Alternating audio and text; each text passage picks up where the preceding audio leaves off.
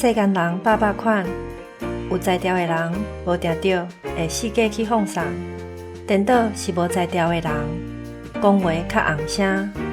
碰风讲家己外敖拄外敖。比如讲，一个医生出门，